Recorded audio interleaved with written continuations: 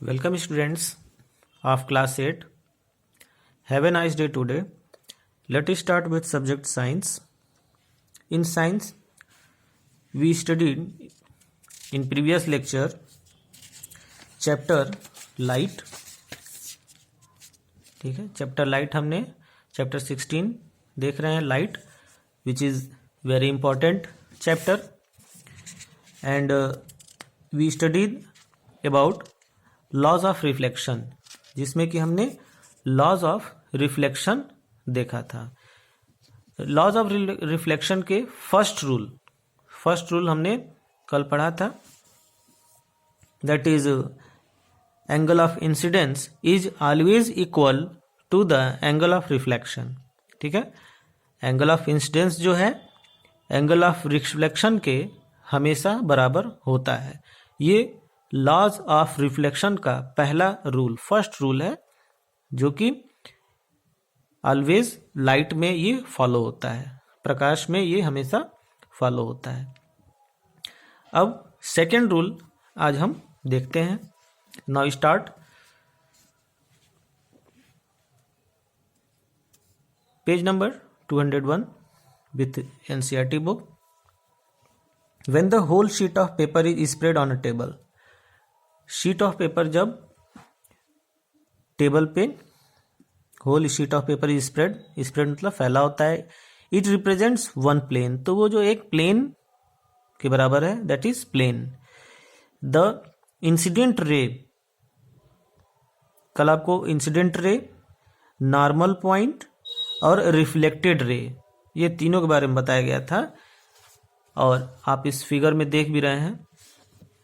In this figure this is incident ray. Incident ray means प्रकाश जहां से निकलती है. तो ये प्रकाश अगर यहां से निकली, मान लीजिए यहाँ पे कैंडल है या टॉर्च है, ठीक है, कोई भी लाइट सोर्स है, तो इससे इंसिडेंट रे, प्रकाश की किरण निकलती है, दैट इज इंसिडेंट रे.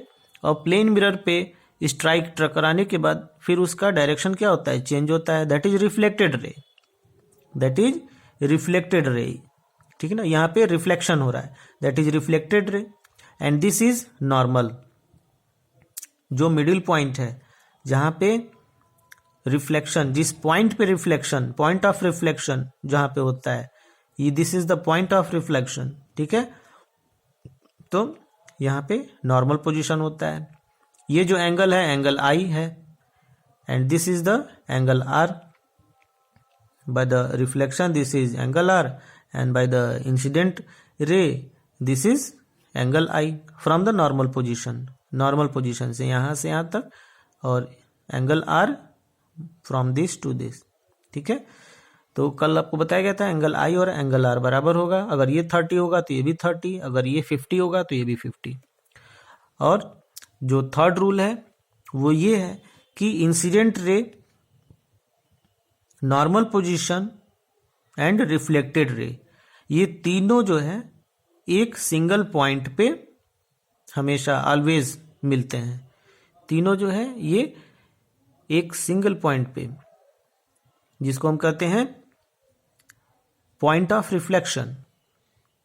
ठीक है ना, जिसको हम कहते हैं पॉइंट ऑफ रिफ्लेक्शन. ये तीनों एक ही पॉइंट पे होता है, पॉइंट ऑफ रिफ्लेक्शन पे. वही चीज यहां देखिए लिखा हुआ है कि the incident ray, the normal at a point of incidence and the reflected ray are all in this plane. When you bend the paper you create a plane different from the plane in which incident ray and normal lie. Then you do not see the reflected ray, तब आप reflected ray नहीं देख पाएंगे. ठीक है ना, यहाँ पे जब बेंड कर देते हैं, पेपर को मोड़ देते हैं, तब नहीं देख पाएंगे. तो it indicates the incident ray, the normal at the point of incidence and the reflected ray all lie in the same plane. ठीक है ना, ये सभी जो है एक सेम प्लेन पर, एक सेम पॉइंट पर ऑलवेज मिलते हैं. This is another law of reflection. ये जो है लॉ ऑफ रिफ्लेक्शन का एक अनदर पॉइंट है, एक अनदर रूल है. पहली इन बूझो perform the above activities outside the classroom. अब ये जो एक्टिविटी है आप अपने घर पे कर सकते हैं। जैसा कि मैंने इसके पहले लेक्चर में बताया था कि ये जो एक्टिविटी है लाइट की, प्लेन मिरर लीजिए और टॉर्च लीजिए और आप एक्टिविटीज़ को आराम से कर सकते हैं। With the sun as the source of light instead of a torch, ठीक है ना। Sun as the source of light, sun is the biggest source of light. Sun जो है सबसे बड़ा लाइट का सोर्स है। Bujwan remembered that in class 7 he had studied some features of the image of an object formed by a plane mirror. Paheli asked him to recall those features. Was the image erect or upside down? क्या image erect या upside बनता है? Was it of the same size as the object? Did the image appear at the same distance? क्या same distance पे बनता है? तो ये सारे क्वेश्चंस के आंसर आपको आगे टॉपिक में मिल जाए। एक्टिविटी 16.3 में देखिए, a source of light O is placed in front of plane mirror PQ। एक प्लेन मिरर है जिसका नेम PQ है, तो उस पे हम अ लाइट सोर्स O जो है a source of light O, two rays OA and OC are incident on it. देखिए फिगर में, तब आपको समझ में आता है।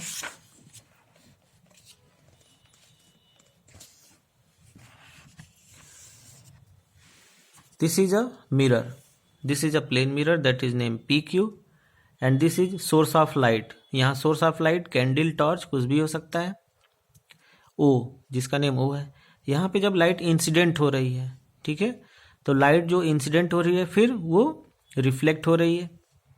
After reflection the light goes to the eye, फिर ये आई है, ये फॉर ई नेम है इसका। तो प्लेन मिरर के अंदर इसका इमेज आपको दिखता है, which is show by dotted line, दिख रहा है ये इमेज। तो ये इमेज इस लाइट सोर्स का है, दैट इज टॉर्च का। टॉर्च का जो इमेज है वो मिरर के अंदर बनता है। Appear to come from the point I, ठीक है ना, पॉइंट आई पे इसको दिखते हैं आप। Since the reflected rays do not actually meet at I but only appear to do so, we say that a virtual image of the point O is formed as I. As you have learned already in class 7, आपने class 7 में पढ़ा है, such an image can not be obtain on screen, ठीक है ना। तो इस तरह के इमेज हम स्क्रीन पे, किसी पर्दे पे नहीं पा सकते हैं, क्योंकि मिरर का जो इमेज है वो मिरर के अंदर ही बनता है। यहाँ पे देख रहे हैं मिरर के अंदर ही इमेज बन रहा है, ठीक है। Now next,